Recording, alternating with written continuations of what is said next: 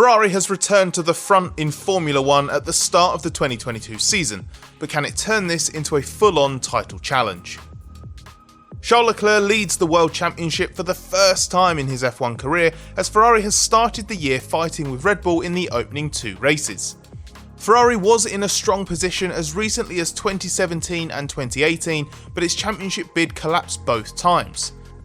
So what's changed to avoid this season repeating the failures across those campaigns? This is the first time Ferrari has led both championships since mid-2018, as the Italian team bids to end a 13-season title drought. Sebastian Vettel had two successive championship disappointments with Ferrari in 2017 and 2018. In fact, it's easy to forget how big a chance 2017 was. That year, Vettel still led the championship with only 8 races to go, and then his season imploded. Ferrari was hammered on home soil in Italy, while the start line crash with teammate Kimi Raikkonen and Verstappen's Red Bull wiped Vettel out in Singapore. Then came the reliability problems. A grid penalty for engine changes left Vettel at the back of the grid in Malaysia, and a spark plug failure caused him to retire in Japan. Ferrari was off the pace in the USA, and in Mexico Vettel made contact with Hamilton on the opening lap, broke his front wing, and Hamilton was able to seal the title with 2 races left. Vettel was ultimately defeated by 46 points. The following season in 2018 is the last time Ferrari was a real title contender. It had a quick car at times in 2019, but had a messy first half of the season and only started to score big results after the summer break, with its now infamous upturn in engine performance. Yet 2018 went the same way as 2017, as Ferrari was a challenger from the start, but collectively just not good enough. After 10 races in 2018, Ferrari and Vettel led the points yet again. But then Vettel crashed out of the rain-hit German Grand Prix as Hamilton won from 13th on the grid.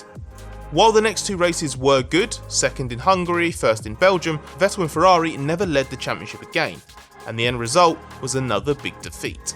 Vettel spun in Italy on the opening lap while fighting with Hamilton, who later overcame Raikkonen to win the Grand Prix. Ferrari's strategy in qualifying was also odd at that race. It was Raikkonen's weekend to run second on track, which meant he used a tow from Vettel to take pole. Given Vettel was the team's championship contender, swapping them would have made sense. Then Ferrari entered a miserable 3-race run across Singapore, Russia and Japan, lacking competitiveness against Mercedes and even Red Bull. And in Japan, Vettel started only 8th after a bizarre Ferrari decision to start on intermediate tyres on a dry track in the final part of qualifying. Early in his attempted recovery, he spun while making contact with Verstappen. Vettel made yet another mistake in battle at the next race in the USA, where Raikkonen won, and was a muted 6th with a sensor problem in Brazil, where Raikkonen was again on the podium. We're stressing Raikkonen's results here because they indicate that the Ferrari hadn't suddenly become a hopeless car. Vettel was a significant part of the 2018 failure. But the 2018 Ferrari did fade in competitiveness at a key time. Some developments did not work as intended, and Vettel even said that months worth of upgrades had to be removed from the car. So with the exception of improved reliability, in general it was a repeat of 2017, with Ferrari being outgunned by Mercedes and Red Bull on development, and that's a specific area that Ferrari believes it is now stronger. For Ferrari to end its wait for a championship, Leclerc will need to succeed where Vettel failed. We knew in 2019, Leclerc's very first season at Ferrari and only his second in F1, that Leclerc was clearly quick enough to score pole positions and win races. But he was a more nervous driver when he won at Spa and Monza. Leclerc made some small mistakes and in Italy got away with shoving Hamilton into the runoff area at the second chicane. He even admits now, there were some parts of the race where I wasn't managing the situation very well and I felt a bit overwhelmed. Being hunted by a driver like Hamilton while chasing your first win, and then again while chasing a win for Ferrari on home soil at Monza, are extraordinary and high pressure situations. It was testament to Leclerc's ability and mental resolve that he could cope, but in both instances, he was hanging on at times. That's not really sustainable over a full season. Performing at a level that can yield a title bid is different to putting things together on a single day or weekend. So what we saw in 2019 was as much evidence of the calibre of driver Leclerc could become as it was proof of how good he already was. He was exciting and effective at his best, but rough around the edges and inconsistent, like all prodigiously talented, inexperienced drivers are. With a bit more confidence and composure, Leclerc could become, well, exactly what we've seen so far in 2022. On the eve of this season, Leclerc said he felt more ready for a championship bid and more grown as a driver.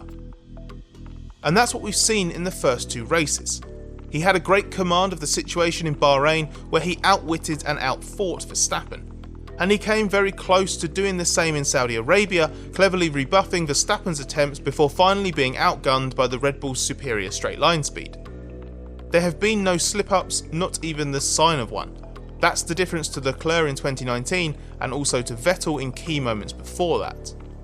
Basically, Leclerc is looking like exactly what Ferrari was betting on when it awarded him a long-term contract at the end of that 2019 season. Both races so far in 2022 have built to a tense crescendo that's tested Leclerc in a different way to his previous front-running races. What we've now seen twice is the progress Leclerc feels he has made as a driver in terms of his command of a race, his tyre management, and his mental capacity.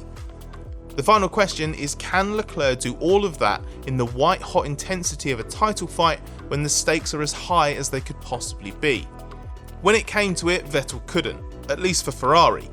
He made too many mistakes, and that's part of why Ferrari ultimately ousted him. Of course, the other key factor there was Leclerc's arrival. As Ferrari lost faith in Vettel, it became utterly convinced it had signed someone else it could depend on in a title fight.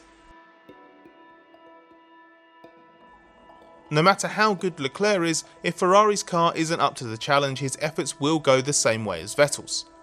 But the 2022 Ferrari ticks a lot of boxes. It's quick, it looks easy to drive, and it's reliable. So far, it's exactly what some rivals expected Ferrari would produce given it had such a good opportunity. Ferrari has been poor for the last couple of years, most notably finishing 6th in the championship in 2020. Because of the way F1's aerodynamic testing restrictions work, to give the worst performing teams more wind tunnel time and CFD freedom, Ferrari had an advantage in designing and developing its 2022 car over half the grid.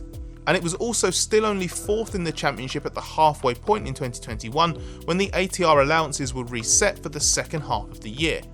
So it was able to spend more time in the wind tunnel and do more CFD work than Mercedes, Red Bull and McLaren over the whole of 2021.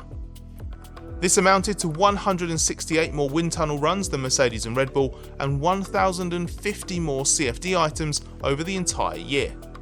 We can be sure that this advantage will have been put to use almost exclusively on the 2022 car because Ferrari had little to fight for in 2021 and made it clear its priority was this year's project.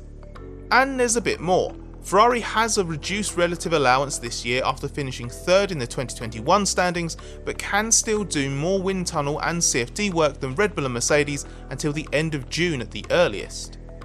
That means more opportunity to focus on early development work in 2022 when the teams are on their steepest learning curves and the gains come much faster. Of course, like its rivals, Ferrari has a budget cap to manage.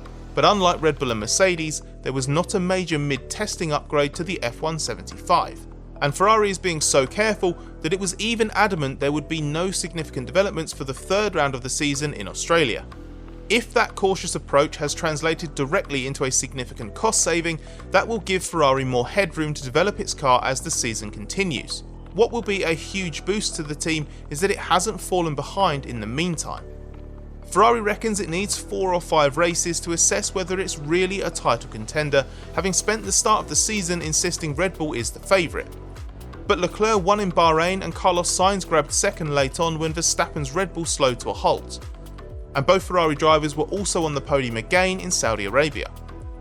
The performance and the results in the first 2 Grand Prix certainly lend themselves to the suggestion that Ferrari is an out-and-out challenger.